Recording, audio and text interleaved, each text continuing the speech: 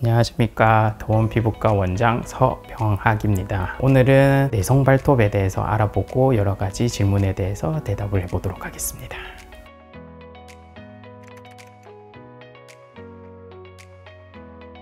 내성 발톱이라고 하는 것은 발톱이 옆에 주변 살을 파고들어서 염증이나 통증을 일으키는 질환을 얘기하는 거고요. 누구에게나 생길 수 있고 어느 연령대나 다 생길 수 있습니다. 원인은 너무나도 다양한데요. 보통 영유아 때 생기는 경우에는 아기들이 발이 통통하잖아요. 그런데 비해서 발톱, 손발톱은 얇아서 주변에 살들이 눌려서 내성 발톱이 생길 수도 있고요. 성장기 혹은 성인에서 너무 꽉 끼는 신발을 신거나 압력에 의해서 발톱들이 안으로 파고드는 경우도 생길 수 있고요. 세 번째는 여러 가지 손발톱 질환, 제일 대표적인 게 무좀이겠죠. 크게 증식하면서 주변부로 파고들어서 생기는 경우도 있습니다. 뿐만 아니라 손발톱을 너무 짧게 자른다거나 곡선으로 자른다거나 이러면은 안쪽으로 파고들어서 내성 발톱이 생길 수도 있습니다.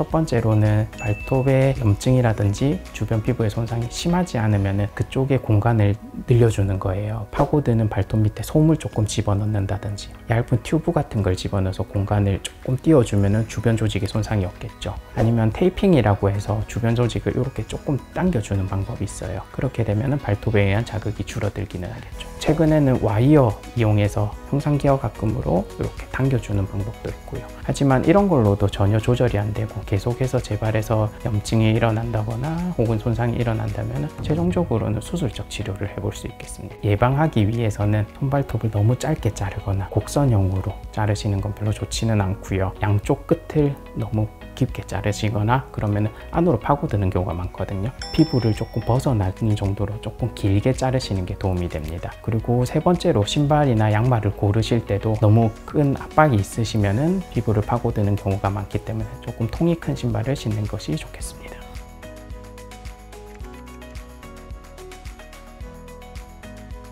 대부분의 환자분들이 제일 걱정하시는 게 통증이거든요. 통증이 아예 없는 수술은 아닙니다. 통증을 최소화하기 위해서는 그 부위에 직접적으로 국소 마취를 하거나 발끝으로 가는 신경을 차단하는 신경 차단술을 시행한 후에 손발톱 수술을 하게 되거든요. 그렇게 되면 수술 중에는 아무런 통증을 거의 못 느끼시고요. 마취가 풀리고 나서는 통증이 조금 있으실 수 있으신데 그때는 진통제라든지 다른 방법을 통해서 통증을 줄여볼 수 있어요.